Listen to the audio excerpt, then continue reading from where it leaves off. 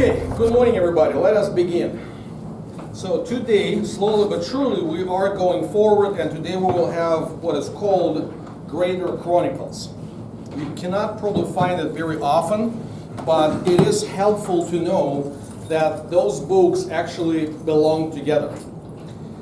If you remember our wonderful timeline, okay, and on our timeline, okay, this is time, this is roughly the cross, and it's something like 30 AD, okay? What do we have in our time? It's kind of wavy today. Maybe because I'm in a good mood, so you will have no test today. But next time. Okay, 1445 BC.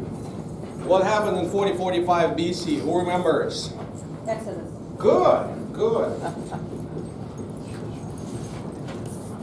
So Gryffindor gets 3 points, you know. Kidding. Okay? Now, roughly 500 years passed. So let's say, just for the sake of the argument, it's 1000 BC. Okay, what happened in around 1000 BC? Important thing. Temple was built. Okay? And then about halfway through, and we know this date, it's 586 BC. What happened? Down. Temple was destroyed. Yep. Temple goes down. Okay? So, we have, and what begins with around this era is exile. Okay? So whenever we speak in the Bible about exile, that's 70 years around here. Okay? We talked about this especially last time when we talked about Daniel. Okay? That's important. We have we have many, but two main hardships in the Bible. We have slavery in Egypt.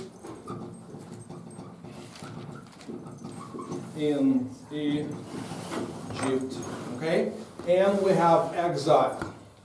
Okay? That's important. And exile is not in Egypt, it's in Babylon. Okay? Okay? And in the Lutheran Church, we sometimes talk about Babylonian captivity. Okay? And when in the Lutheran circles we talk about Babylonian captivity, it's not about exile. That's the challenges and problems that arose, that were kind of dominant and prevalent in the church that Luther had to deal with, and his comrades, let's put it this way. But that's like way over there, 16th century.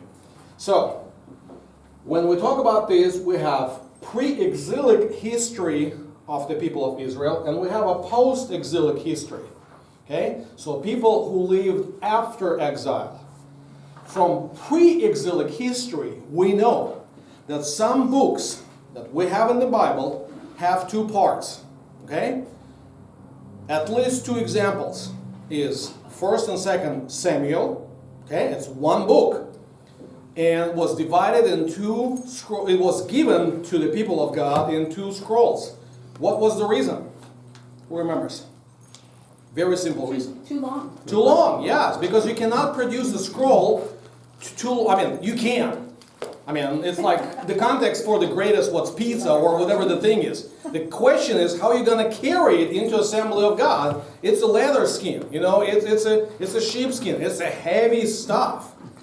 Seriously, it's a heavy thing. So we have 1st and 2nd Samuel from here, somewhere around here. 2nd Samuel, and we have another book. What's another book? Has two parts. 1st and 2nd Kings. Yes, right, Karen. So that covers roughly this period of history. So basically, from the temple, from Solomon, we have 1st and 2nd Kings. So when we find in our Bible 1st and 2nd Chronicles, we are kind of not surprised. It's like, okay, big deal. We had it. First two parts. The thing is, what differs the Greater Chronicles from these guys is actually we have another parts for the same book. We know it from two simple facts. Fact number one, and you have it, I think you have it, right? Yes. So Ezra and Nehemiah, okay, before I'll go into that. The problem is that the regular structure on our page kind of differs. I'm sorry, today's page is somewhat differs from the regular structure. Because usually when we have a title, then I go into date of writing. But to make sure that this wonderful chart will stay on the same page, I had to, lift it up, and therefore the date of writing kind of goes on the other end. So if you can flip the page, this page, and what you'll see is, what we have is Ezra and Nehemiah were traditionally always written on one single scroll because they are short. Okay, you do not want to waste your scrolls. You do not want to produce more handles. It's one book. And to make sure that people would understand that 1st and 2nd Chronicles and Ezra go together, what they did is they duplicated the verses. The ending verse in Chronicles and the first verses in Ezra are identical. Let's go there. So open up, or in your Bibles, there is a break between Chronicles and Ezra. And look at the last two verses in Chronicles, and then first 3 verses in Ezra.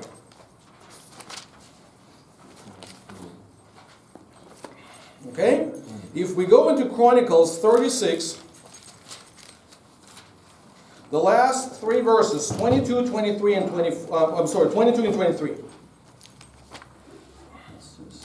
Now, in the first year of Cyrus the king of Persia, that the word of the Lord by the mouth of Jeremiah might be fulfilled, the Lord stirred up the spirit of Cyrus king of Persia, so that he made a proclamation throughout all his kingdom, and also put it in writing.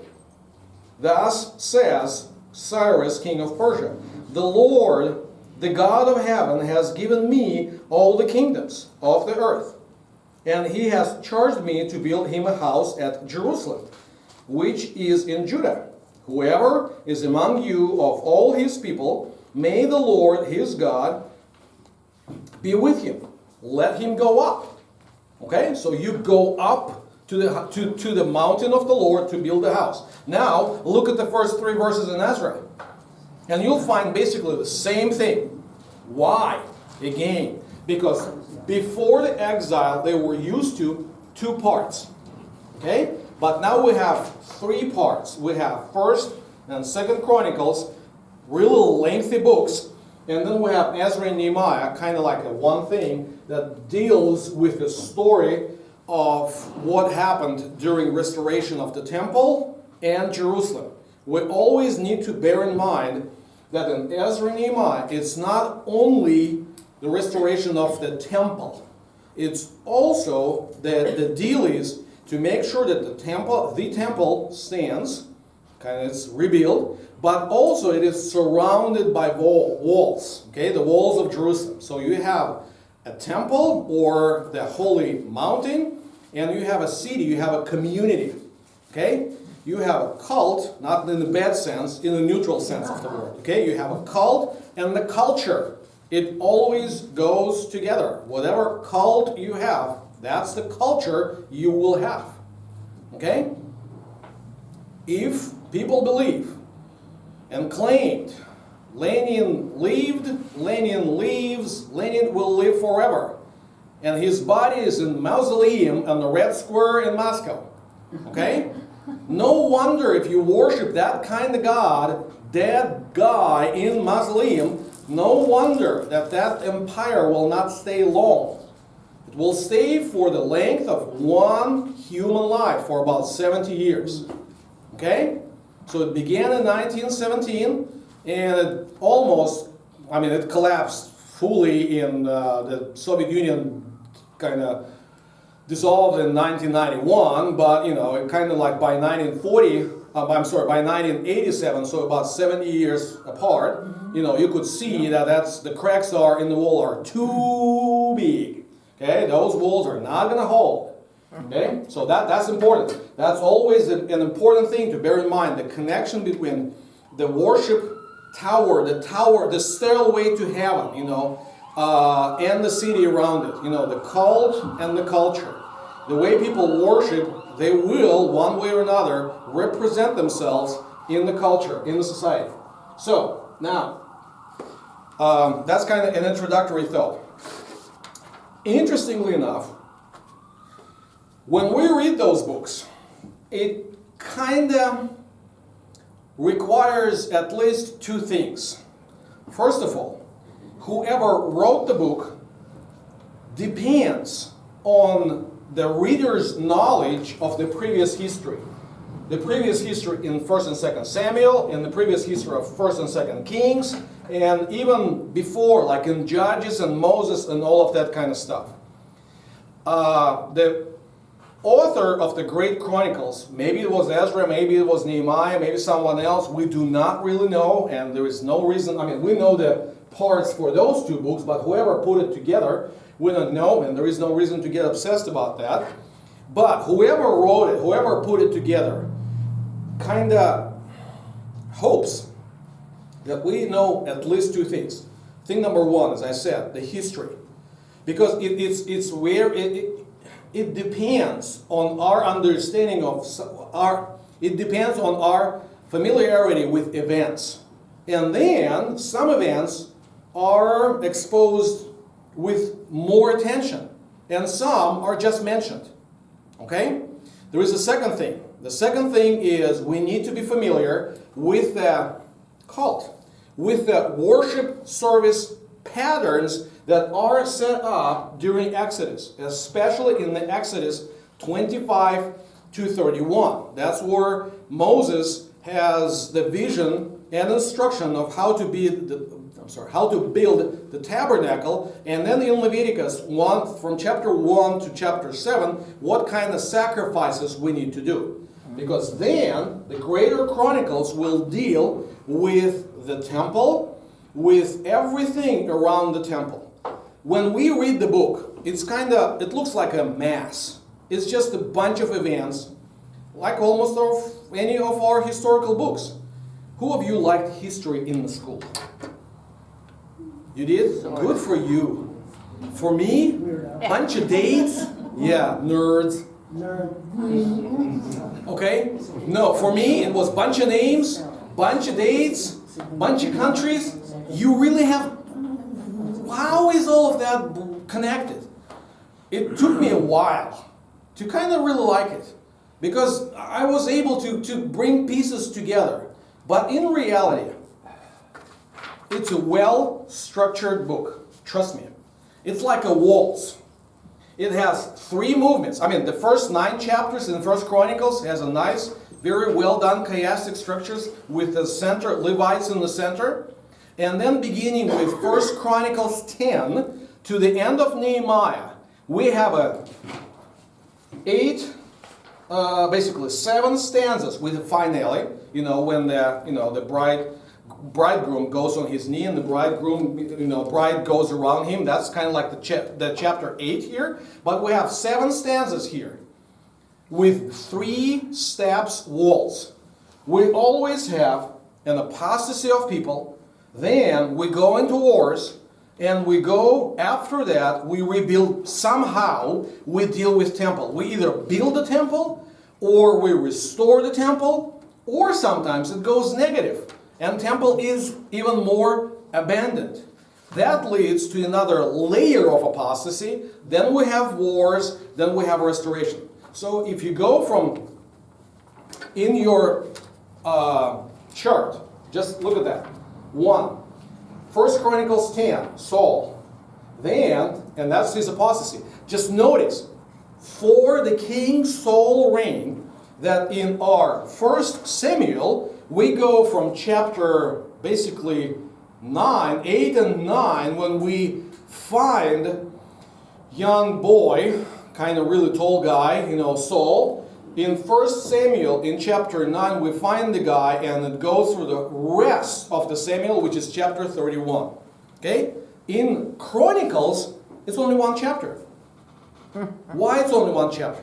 because it's assumed that we read, learned, and as our prayer says, and inwardly digested. Therefore, memorized. So those of you who have not memorized the history of Saul are in a really bad shape, guys. Okay?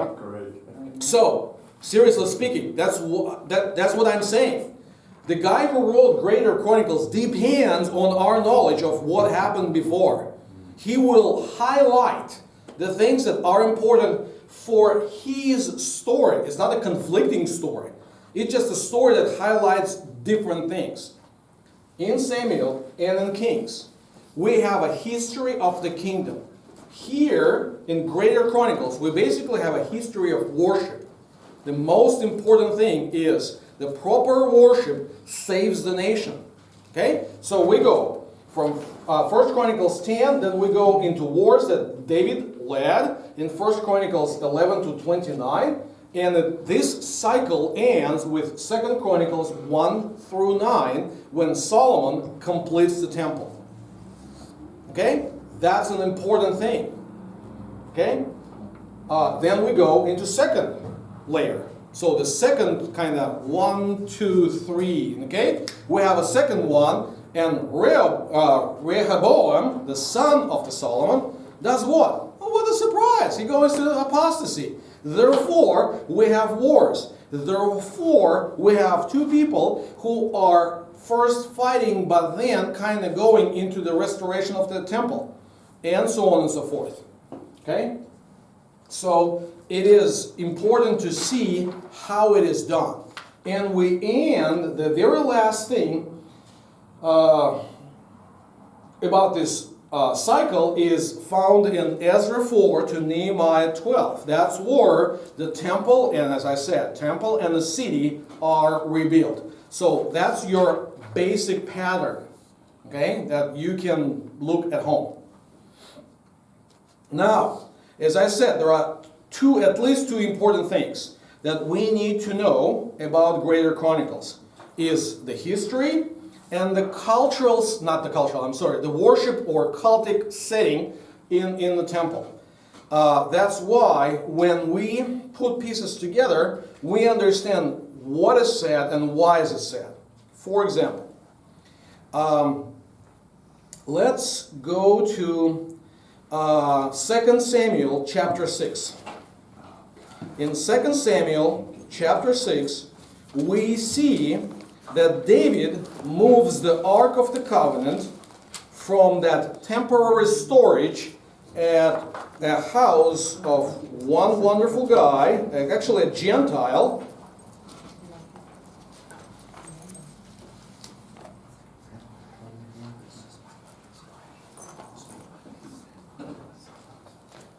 Okay, so David gathers the people, and like 30,000, and they rose and went with all the people and were with him, and they picked up the ark of the God, which is called in the name of the Lord of hosts, so Lord Sabaoth, the Lord of armies. And he was enthroned on the cherubims of this ark, and they carried ark of God on a new cart and brought it out of the house of Aminadab, and which was on the hill, and they brought it basically to Jerusalem. There is a story how Uzziah stretched out his arm, tried to support the ark. It didn't really work. He is struck. At the end of the day, by the verse 15, so David and all the house of Israel brought up the ark of the Lord with shouting, with the sound of the horn. Okay, so basically the whole story. Then there is a story about David and Micah, his wife. But that's kind of a little bit outside of the premises of the story. So the whole story is within 15 verses. Now when we come to Chronicles, in 1 Chronicles, it takes 4 chapters to cover the same story.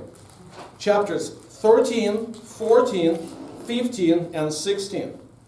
Okay? An important kind of refrain that goes on and on. It was not done according to the institutions of God. So when David realizes that it is not in accordance with institutions, it is not with the rules that God said how the article should move from one place to another place, then, he understands what's the mistake, and then he does it right. Okay? So with Uzziah and the ark and all of that story. So the ark is, so what I'm saying is, we have a longer story, and at the very end, in the second part of chapter 16, if you want to see that, we have a David's song of thanks, which is not included in the Samuel.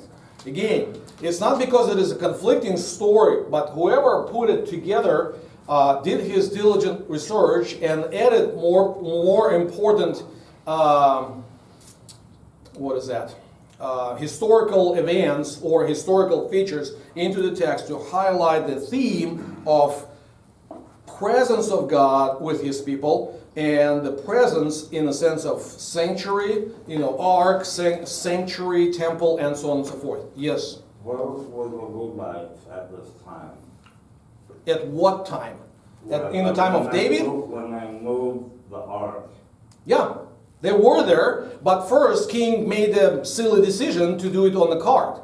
And then finally they did it right by having priests to carry it from place to place. That was the whole thing. And the Levites were there.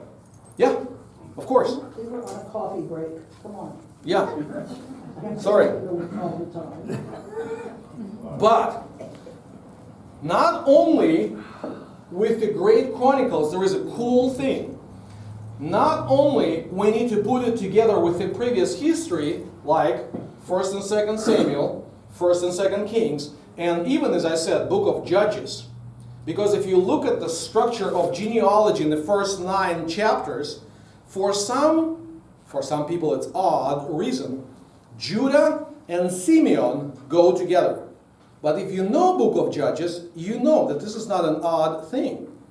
The reason is, in chapter 1 in the Book of Judges, it is Simeon who accompanies Judah with the first fight over the land.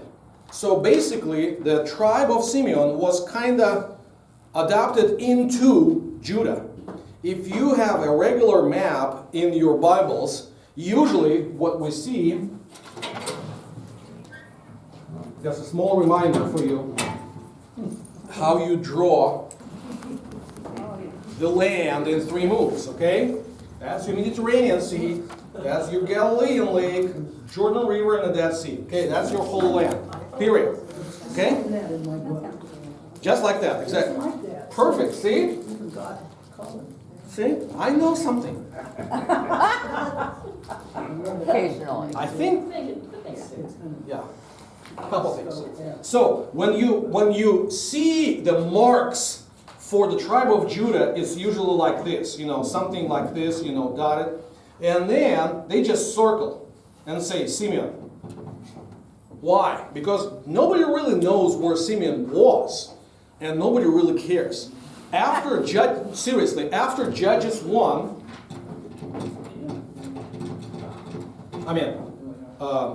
Judges chapter 1, or to put it better, after events described in Judges 1, we see how Simeon basically blends in.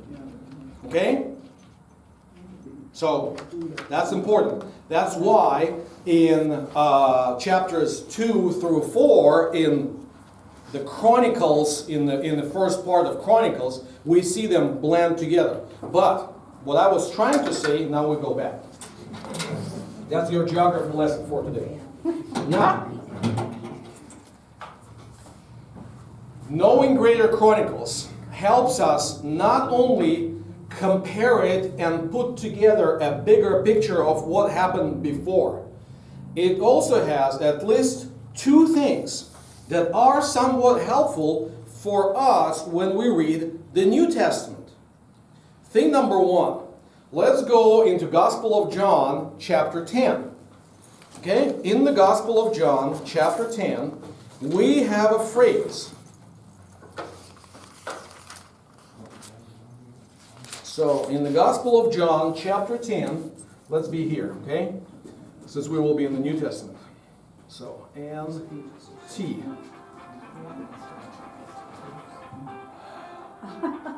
That's heavenly. Okay. manna. I don't know, it's probably a sign for me that I need to be over. Okay? That's okay, don't worry about that.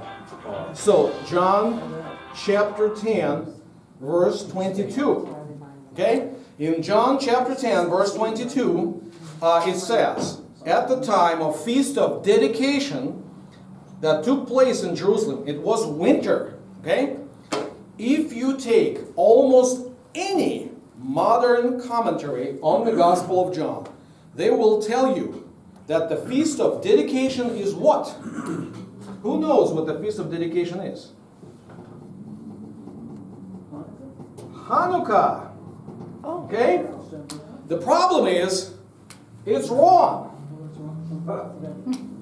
Forget I said anything. Jesus never ever, as far as I think, he never ever celebrated Hanukkah. Why do we need to know that? For two reasons. Reason number one, Hanukkah is a glorious feast of a very sad events. Oh. Okay? Why? Because, okay, to make the story really short, in about, let's go back here, just for lack of the space. Four. Okay, in about 170 BC. In 170 BC, it's past Alexander the Great, obviously, okay? And when Alexander the Great, and he reigned short and gloriously, but when he died, his empire was broken into pieces, and he did not have descendants, so it was broken into pieces after his main generals. And one of the family was living here in Syria. They are in the Bible, because we are centered in the land. The land of Israel is our reference point. So even though it's east from Greece or then future Rome, okay, this is east from Rome, doesn't matter. For a biblical reader, it is north of the land, okay? And we have the guys who were ruling here, okay? Seleucids, okay? Their last name were Seleucids, okay? First, second, and then the main guy that we need to remember is Antiochus. Who? Antiochus the fourth, or Antiochus Epiphanes. Okay, that's the guy. He ruled in Syria,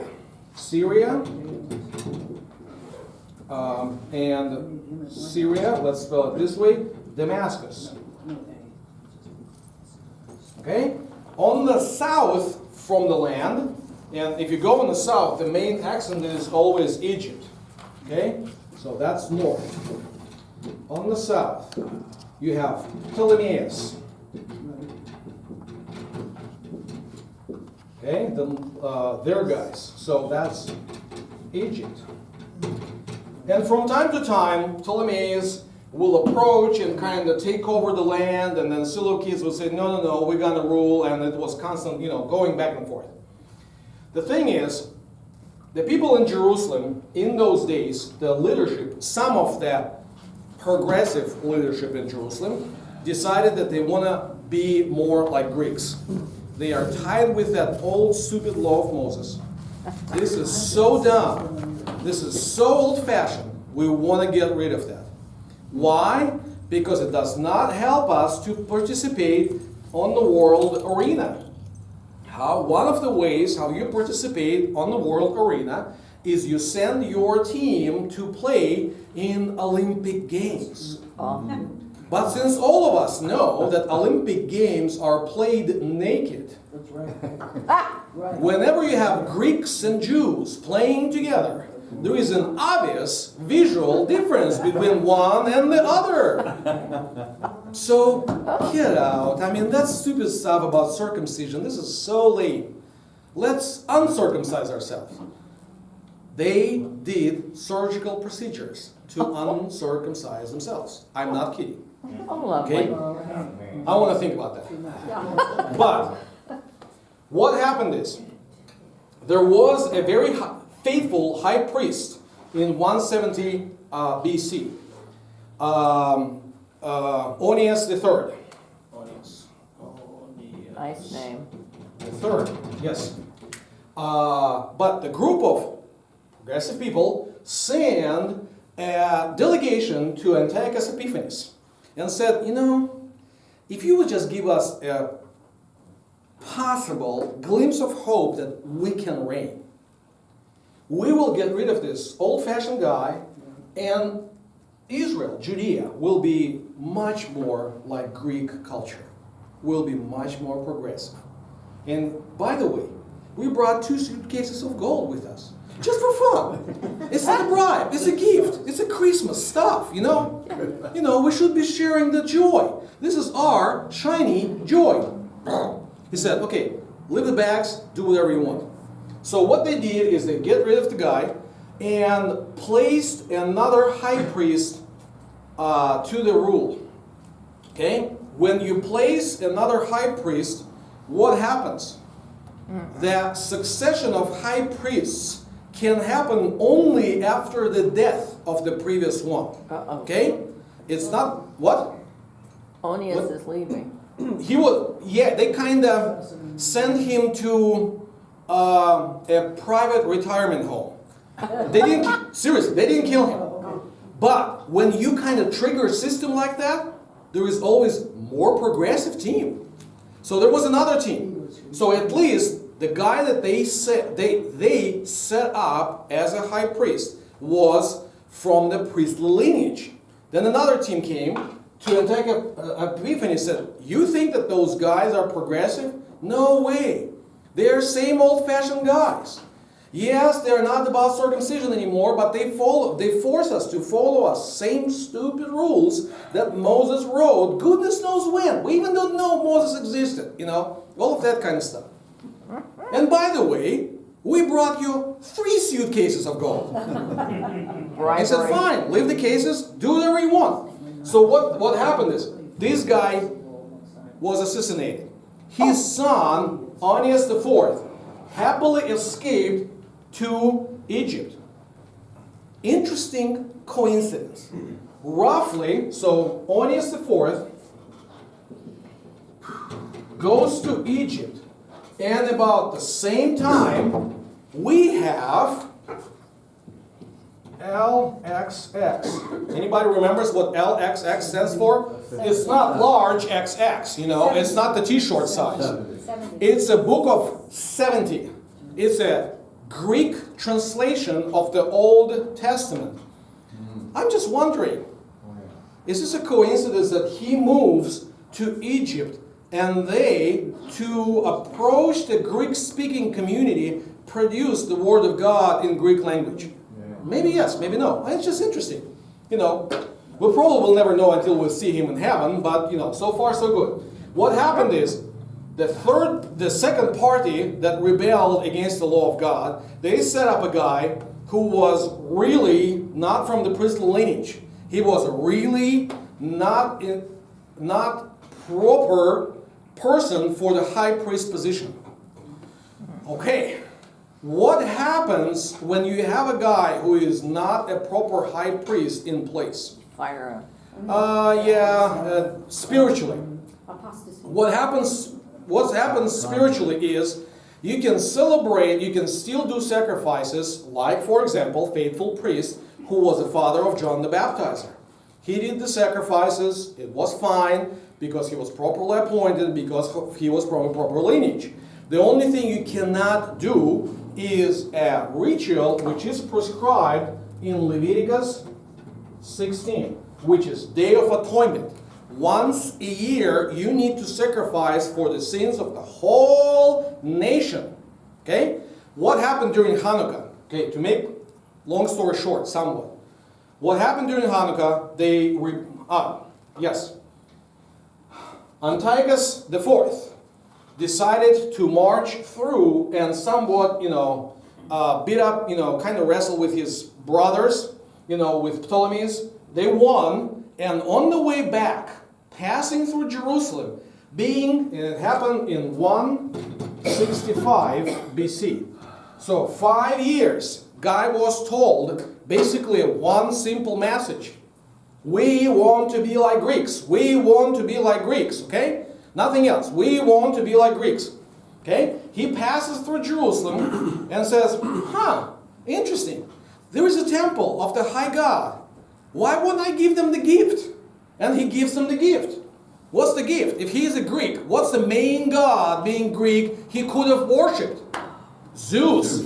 So he placed the statue of Zeus right into the temple. And what do you slaughter for Zeus? The biggest animal you can think of, the fattest animal. Pig. Okay? He was quite surprised when he found a very nasty tweet line, in his Twitter account by the time he got to Damascus. They have an upheaval and uprising. Why? One more time. 5 years. He was told one simple thing. We want to be like Greeks. If you want to be like Greeks, here's your Zeus. I paid with my own money. Here's the pig. I paid with my own money. What's the problem with you people? So, should we be surprised that he sent some kind of police force to calm those guys down? And when they calmed those guys down, they didn't sing, what's the nursing songs. They really came with swords and spears and all of that.